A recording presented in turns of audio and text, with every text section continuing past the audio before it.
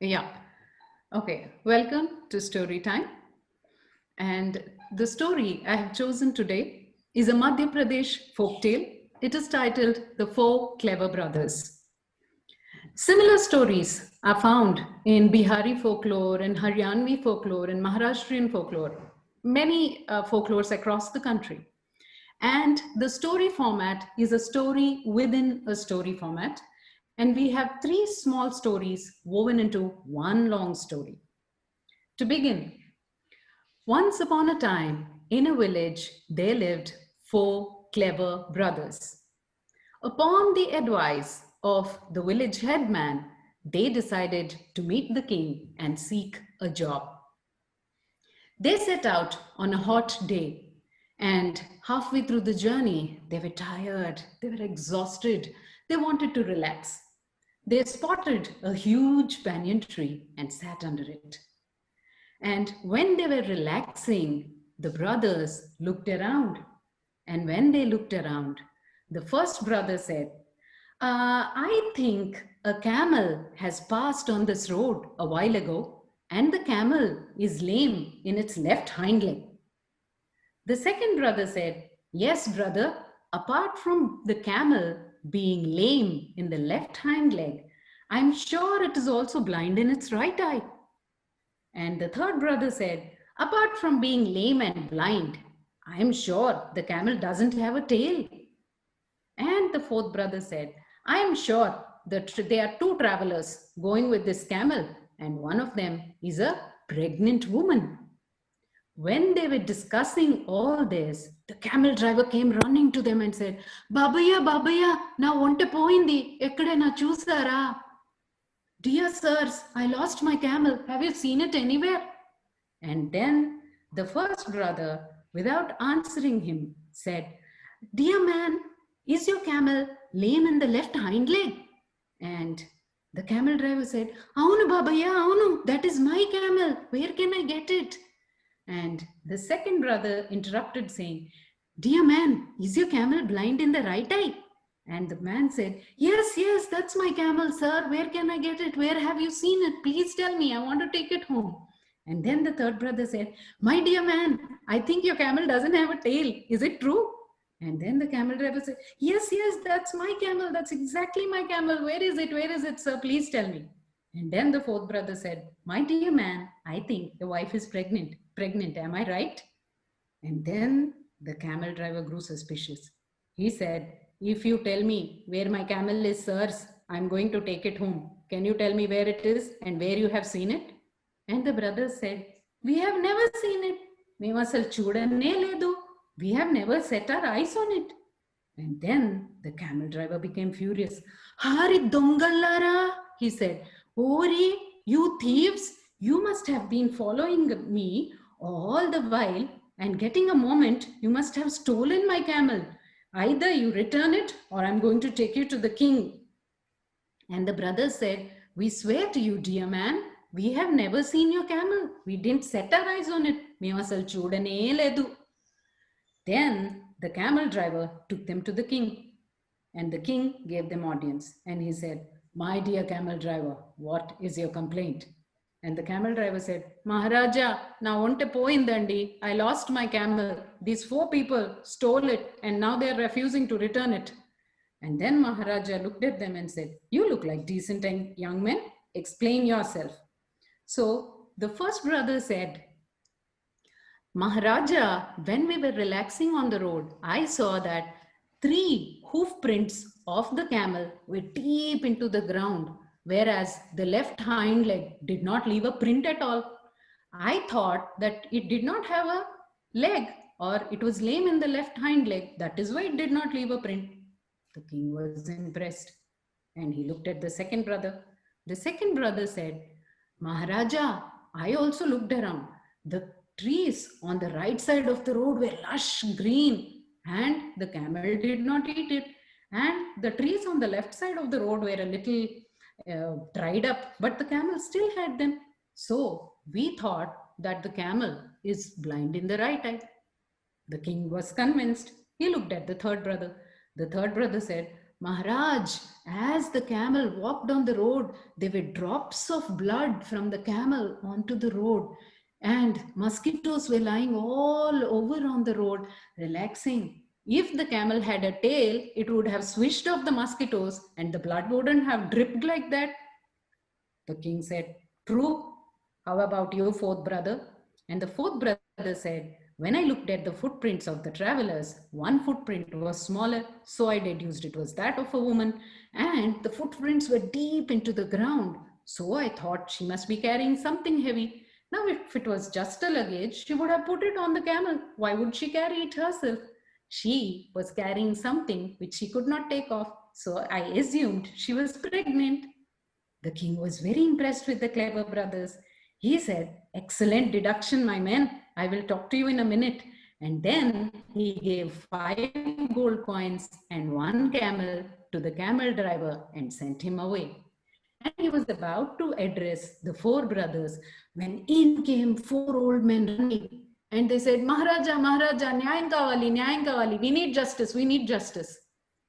And then the king looked at them and said, "My dear old men, what is the problem?" And the old men said, "Maharaja, we are 4 very good friends. We have been together all our lives. We worked together, we earned together, and then with the money we saved, we bought 4 diamonds. And we kept the diamonds in a safe place so that we can use it in our old age and lead our old age comfortably.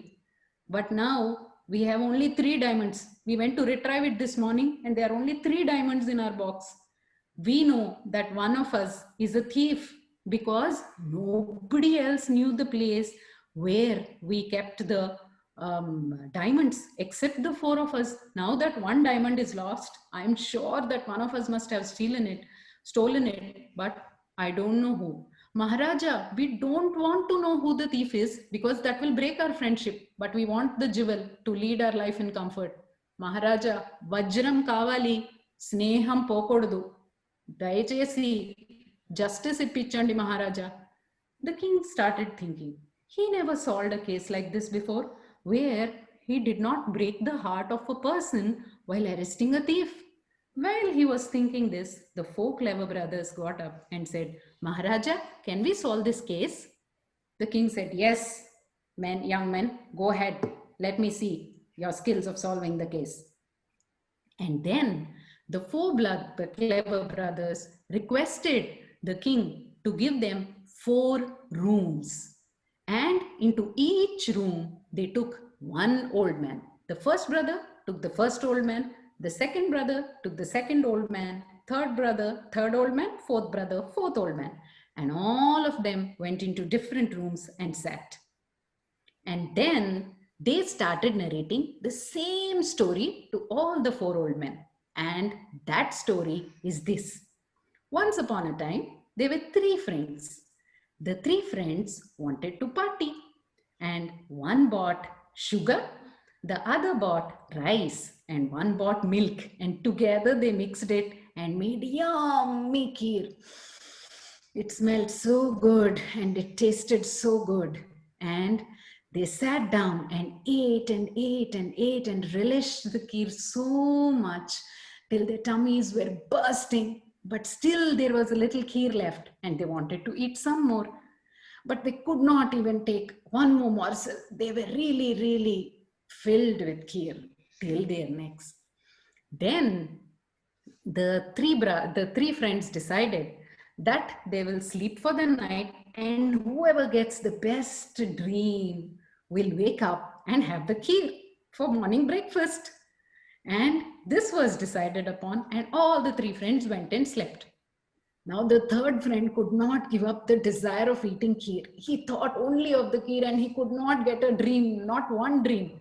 So he just got up in the middle of the night, stealthily walked into the kitchen, picked up the kheer bowl and ate it off all together, kept the bowl, went back and slept soundly. And in the morning, the 3 friends woke up and the first friend said, "I had a lovely dream. I'm going to tell you about it. I think I will get the kheer." And he said that when he was dreaming, Lord Indra came to him and took him to heaven. And the celestial dancers, Rambha, Menaka, Urvashi, danced for the brother, danced for the friend. And he was served lovely savories and he ate sweets in heaven. And just as he was about to drink sharbat, he woke up and he said, "Will anybody have a better dream than this? I got the best dream, so I think I will get the kheer." And the second friend said, "Agagu, enti tondra, what is the hurry? I got a better dream. How do you know that yours is the best?" Then the friends listened to the second friend's story.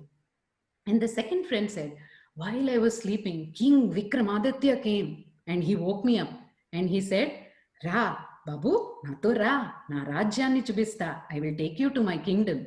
And King Vikramaditya took me with him. I sat on the golden throne of King Vikramaditya and we had beautiful concerts going on. And then I solved a couple of cases also with King Vikramaditya. And then after that, King Vikramaditya served me beautiful dishes, lovely dishes, morsel. I got up. Can anybody have a better dream than this? I sat on King Vikramaditya's throne when Raja Bhoja could not. Who can have a better dream? I deserve the kheer, he said. And then the third friend said, "Excuse me, I also had a dream. It is very terrible, but I did have a dream. I'm going to tell about it." And then he said, "One demon came into my dream and chased me and said it will beat me black and blue if I don't finish the kheer in the middle of the night." And the friend said, "What? What did you do?" And then he said, "To avoid getting beaten by the demon, I finished the kheer." And the friend said, "How could you? How could you not call us? How could you eat it off by yourself? We were right in the next room. Why didn't you call us?"